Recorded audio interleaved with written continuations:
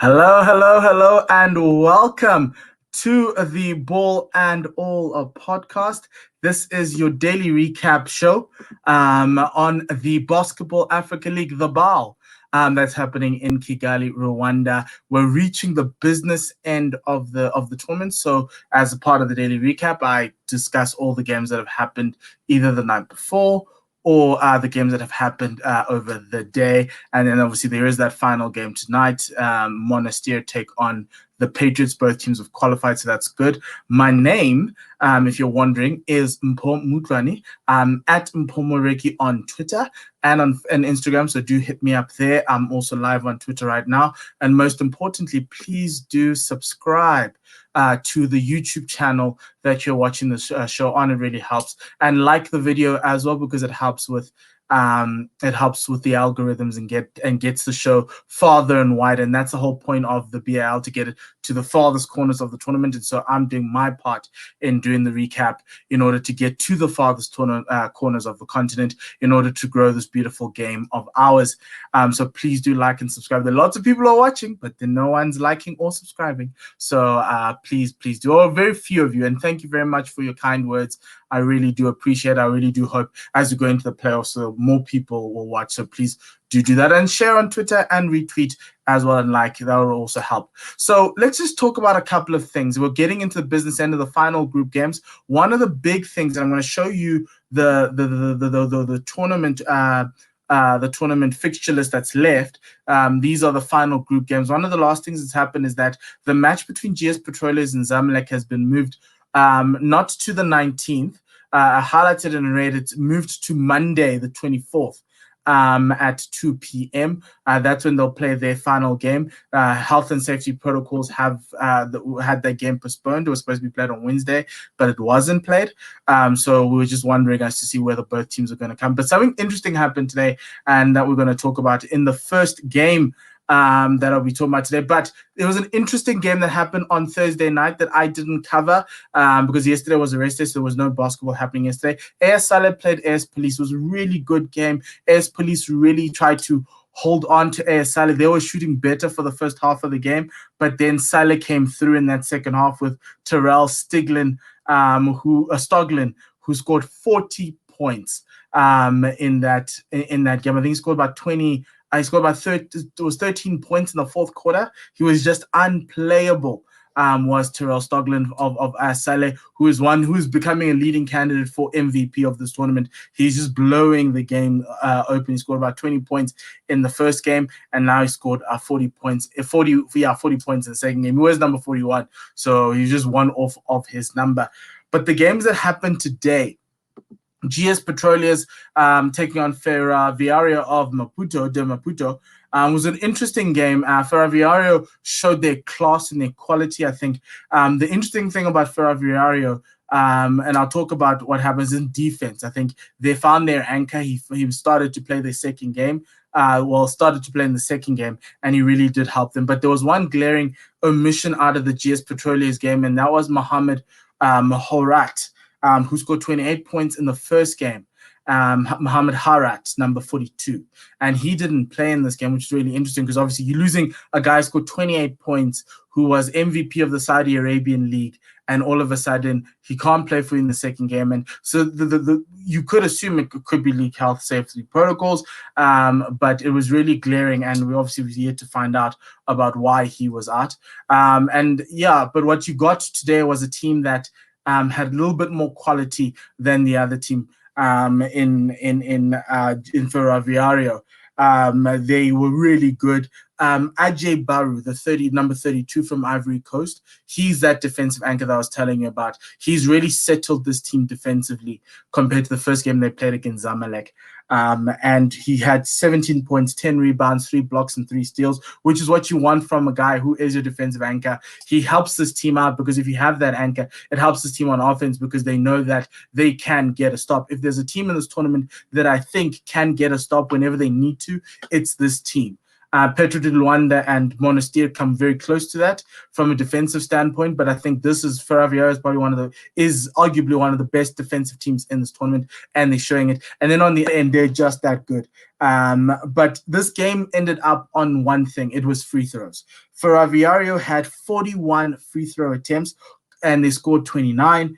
And GSP only had 14. GSP had more field goals than Ferroviario, which is surprising for a team that lost by about 8 points, but by 12 points. But it was actually the free throw count that got them in trouble. The Ferroviario, a really great driving team. The three ball wasn't working for them today, so they decided to use their wings and drive in. Alvaro Massa, who is also an MVP candidate, had 17 points this game with 9 rebounds, close to a double-double. Mick Kabongo, who's one of the better point guards in this tournament, he scored 18 points, 7 assists and 6 rebounds. Really, really great a return from your point guard that you'd want.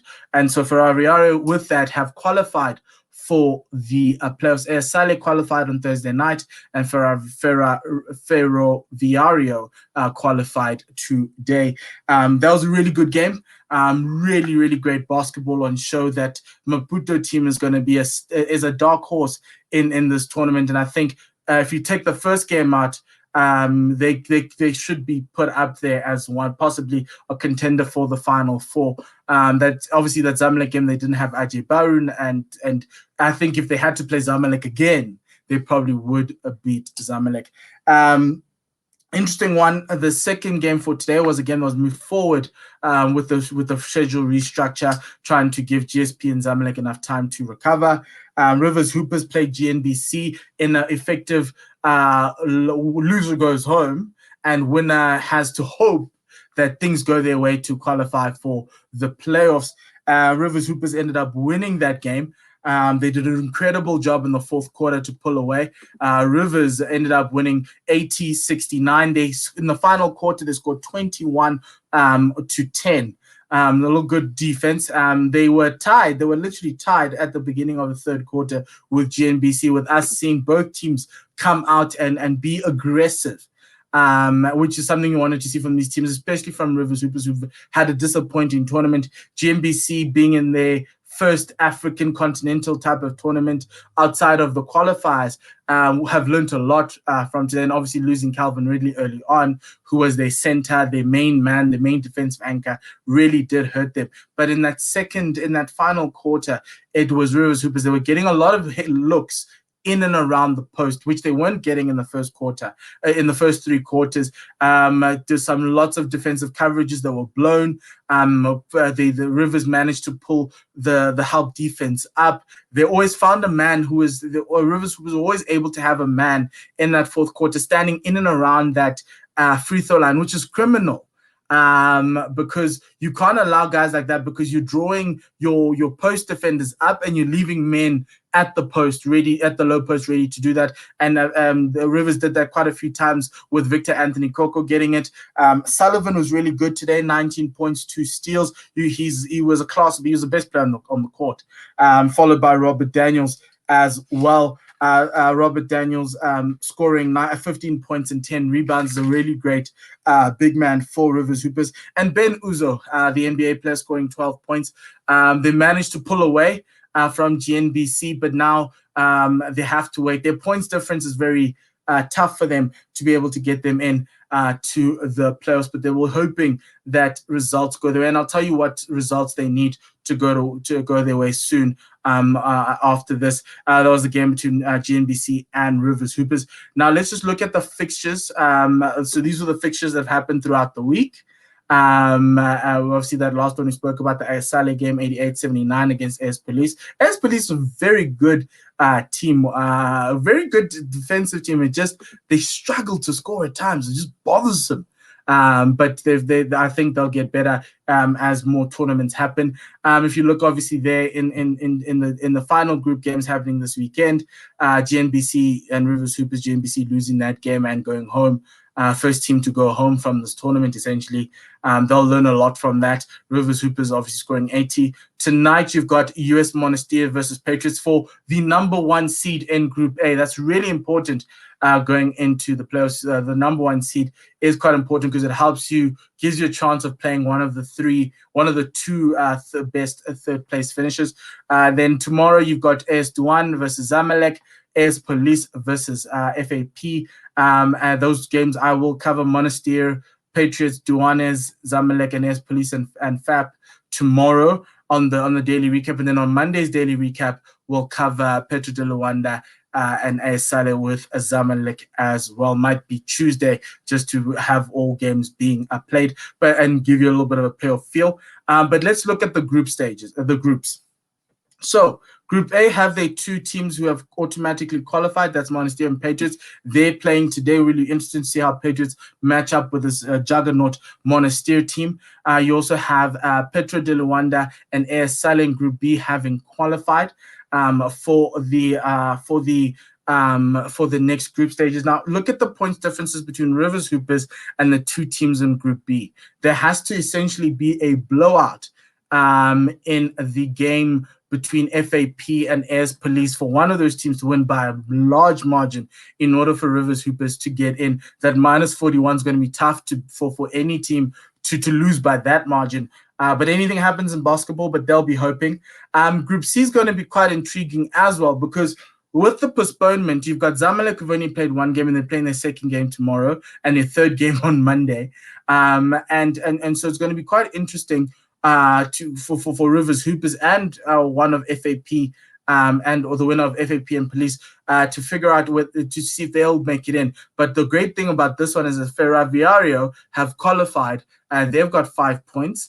And to a certain extent, they have gotten themselves in, because none of the third place teams can ever get to 5 points. Zamalek and Douanes, Zamalek and Douanes. So Douanes can get to 5 tomorrow, and Douanes against Zamalek is a must-win for AS Douanes, because this is their final group game, and they need to get above 4 points. So if they lose tomorrow, they'll get 4 points, and they'll be in the driving seat to qualify as one of the third best, or one of the two best third place teams. So a loss for AS Douanes tomorrow gets them 4 points, and then they just need to hope that their point differential doesn't drop too far back, or 241 essentially. That's where their cutoff is in order for them to qualify. So they need to lose by a 46-point swing in order for them for Rivers Hoopers to make it in. And then obviously Zamalek as well. Zamalek even if they lose both their games, they'll be on 4 points. They just obviously need to make sure that they also don't lose. That number is 41 that they're looking to beat. So that's going to be quite interesting to see how those games go through. GS Petroliers need a win in their final group game against Zamalek in order for them to give themselves a chance of making it into the playoffs. So that's how the lay of the land works so far in the Basketball Africa League. I'll be back tomorrow. Thank you for watching. I'll be back tomorrow with more from the Basketball Africa League in the daily recap. This is the Ball and All podcast that you are listening to, so please do like and subscribe to our YouTube channel, and also follow me on Twitter. My handle is over there at Mpho, also as on Instagram. So until tomorrow, have a good evening and enjoy the final game between Monastir and Patriots, and we'll talk about it tomorrow. Please send through your comments as well on YouTube, as also on Twitter. I can respond to them. So yeah, thank you very much. Have a great time enjoying the basketball. The playoffs in the NBA start tonight, so that's also another thing to look out for. So thank you very much and have a good evening. We'll be back tomorrow with another episode of the Ball and All, a daily recap. Good night.